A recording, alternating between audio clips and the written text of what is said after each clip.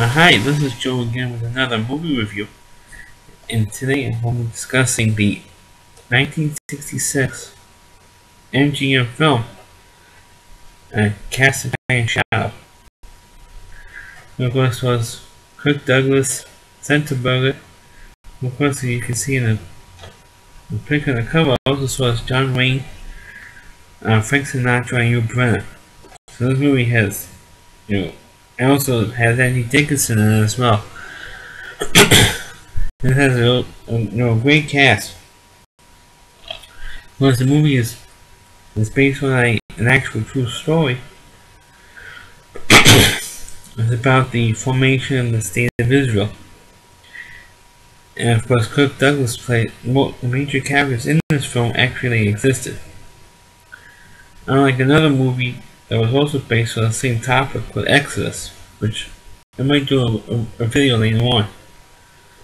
But for this film, the main characters are based on actual people, including the Kirk Douglas character plays a former U.S. Army officer named Mickey Marcus.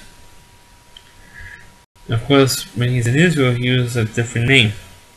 He's not allowed to use his name without using his army rank to help. He gets recruited, bases actually, to help train the underground Israeli army, because there was no official formation of the modern state of Israel.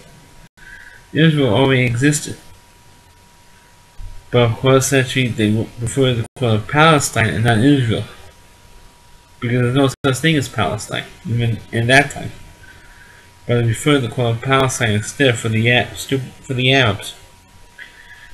So Kirk Douglas's character gets recruited by the Israeli underground army to help train him, because they were planning to announce their independence from England, because Great Britain owned that had the land for a colony, and that's why they call it Palestine, because they don't want to recognize Israel at that time. But so they will find the UN to get recognition and to apply as an actual country. And as soon as that will be announced, they're going to be attacked with all the Arab neighbors, with the Arab Legion and all the other Arab countries that surround Israel. And the borders at that time were smaller than the borders of the state of New Jersey. Smaller than the state of New Jersey. That's how small Israel is. And of course, that's who Michael Douglas, trains him, and eventually becomes a general, the first, modern general for Israel. And of course, he gets help from Hugh Brenner's character. Actually, who has he has relatively a small role. Excuse me. Hugh Brenner does all the actors give great performances, and the one that gives the real comic relief in the movie is the Frank Sinatra character, who plays like a cargo pilot. But unfortunately, he gets in a major battle scene in the film. He gets shot down. He gets killed in this movie. Like anytime when Frank Sinatra plays a dramatic role, he gets killed for some reason. Like he did in this movie, and he did in this movie they previously reviewed, which was From Here to Eternity. He gets killed he dies in that film too. But of course, the most one of the more powerful scenes in Cast of Iron Shadow is the scene where they do have, in the early part of the film, they do have a lot of flashbacks.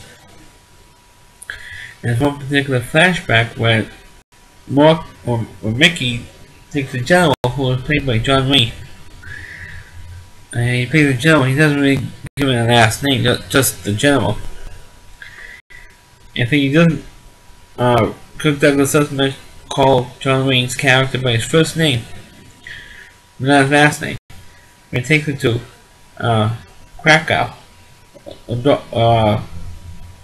one of the concentration camps, or Daka, I believe it was kind of crazy Cap's name was. And of course, actually, at that time, 1966, it was too gruesome to even show their bodies or anything like that at that time.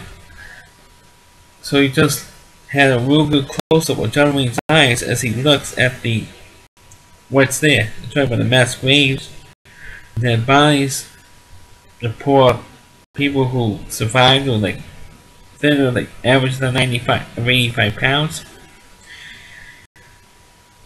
And of course, because Mickey tried to convince the general, said, hey, we need more ambulances, we need more trucks, we need, doctors, we need as many doctors and nurses as we can for these people.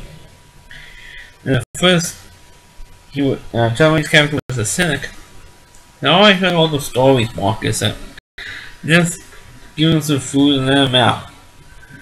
And of course, when Mickey takes it to this Dachau, then he sees how the people were, and all you can see is, like I said, they zoomed in to John Wayne's eyes. His eyes tell the whole story, and then he changes his mind to get this insubordinate son of a bitch all the trucks he can. I don't care who you get them from. And then, but it turns around and goes to a pole, and he leans on the pole, like this. And that's where they cut the scene off. It's a pretty dramatic scene in this movie. But the scene wasn't all that, long of a scene, but the message has been made. Like I said, it's definitely one of the better films. The only other film that was based on a similar topic, like I said earlier, was Exodus. And that was supposed to be Paul Newman's one of that one. And that's a much longer movie than this one is. This movie is only 2 hours and 18 minutes long. So, but it is worth seeing, and you see how the Jews went through in that film. And of course, spoiler alert, Kirk Douglas' character does die at the end of this film. Because he gets killed by a sentry post, from the Israeli army. And he goes out into the woods with the Santa Burger character, and he tells her that I want to go back to my wife in America. As soon as I get a chance, I'm leaving. And then he goes back to the post, and what happens is that the sentry post change shifts. And of course, the guy doesn't tell the sentry post, hey, look out for the generals out there. So be on the lookout for him. The difference is that Kirk Douglas' character doesn't understand or speak Hebrew, and the new sentry post does. So of course there's Hall who goes there, the usual thing the sentry post would say. And of course they don't understand. Anyway, you think it was doing out in those woods, but it wasn't learning Hebrew. Some joke line like that, and then of course the sentry post pulls out his gun and shoots him, and that's where the movie ends, where the Israeli army goes into Jerusalem, and here comes his coffin in a crate down this hill, and that's how the movie ends. But like I said, if you ever get a chance to see Cast a Giant Shadow, please watch it. And I know that this particular film hasn't been reviewed by anybody on YouTube, on these internet reviewer guys. Speak of this movie.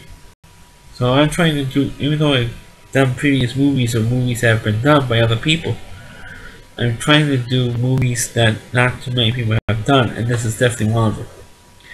So please get a chance, if you get a chance to see this movie, please do so, especially if you like Kirk Douglas. If you haven't been a Kirk Douglas fan, or a John Wayne fan, Lou Brenner fan, or Frank Sinatra fan, please watch the film if you ever get a chance. Well, that's my review of Cast a Giant Shadow. Please, rate the film, or rate this video. Please feel free to comment. Please subscribe to my channel, and thanks for watching.